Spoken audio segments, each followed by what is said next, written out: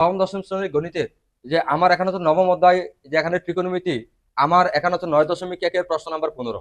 তাহলে আমার যে প্রশ্নটা দেওয়া আছে, আমরা এই প্রশ্নটা লিখলাম যে এখানে বাম পক্ষ, এখানে লিখলাম যে বাম পক্ষ sine a by 1 - cos a plus 1 - cos a by এই যে এখানে দেওয়া আছে সাইন এ। এখন এই যে এখানে সাইন এ 1 - cos a। এখন তাহলে এই যে এখানে সাইন এ আর সাইন এ তাহলে গুণ করলাম, কত হয়? সাইন স্কয়ার এ প্লাস এখানে 1 - cos a তাহলে লিখলাম 1 - cos a হোল স্কয়ার। এই যে এখানে সাইন এটা লিখলাম 1 - cos a।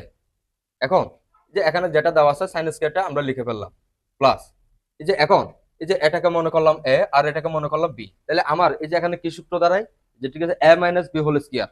এখন a - b হোল স্কয়ার লিখলাম a স্কয়ার মাইনাস 2 এবং বি প্লাস এই যে এখানে বি স্কয়ার, এই যে এখানে বি স্কয়ার লিখলাম। তাহলে এখন কত দাঁড়ায়, এই যে এখানে নিচে দেওয়া আছে এই যে এখানে সাইন এটা লিখে নিলাম 1 - cos a।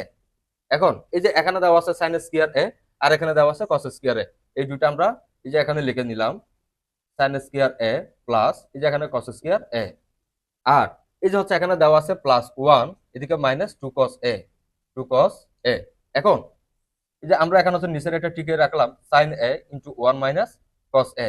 এখন sine square plus cos square সমান আমরা বসাতে পারি 1, আর এদিকের প্লাস 1টা দেওয়া আছে এখানে মাইনাস 2 cos a। এখন এটা লিখলাম সাইন এ 1 মাইনাস এই যে এখানে cos a এটা লিখে নিলাম। তাহলে এই যে এখানে কত হচ্ছে 1 আর 1, এখানে কত হলো 2, আর এখানে মাইনাস 2 cos এটা লিখলাম 2 cos a ইকুয়াল যে এখানে নিচে দেওয়া আছে sign a into 1 - cos a, এটা আমরা টিকিয়ে রাখলাম। তাহলে এই যে এখান থেকে 2 যদি আমরা কমন নিই 1 - cos a। এখন যে আমার এখানে 1 - cos a R 1 - cos a এটা যদি চলে যায় তাহলে বাকি অংশ আমরা হচ্ছে উপরে করি। তাহলে এই যে এখানে যে আমরা এখানে হচ্ছে বাকি অংশ উপরে করলাম, তাহলে এখানে আর কত থাকে? ইকুয়াল উপরে থাকে 2, আর এই যে এখানে নিচে থাকে এখানে কত? সাইন এ।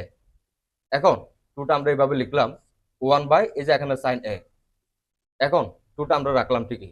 এই যে এখানে ঠিক আছে 1 বাই এই যে এখানে 1 বাই সাইন থিটা সমান কোসেক থিটা, এখানে লিখলাম কোসেক এ। তাহলে আমার এই যে বাম পক্ষ থেকে ডান পক্ষ প্রমাণ করতে বলছিল 2 কোসেকে, তাহলে এখন আমরা লিখতে পারি সমান ডান পক্ষ, সমান ডান পক্ষ। সুতরাং বাম পক্ষ সমান ডান পক্ষ, বাম পক্ষ সমান এখানে তো ডান পক্ষ প্রমাণিত।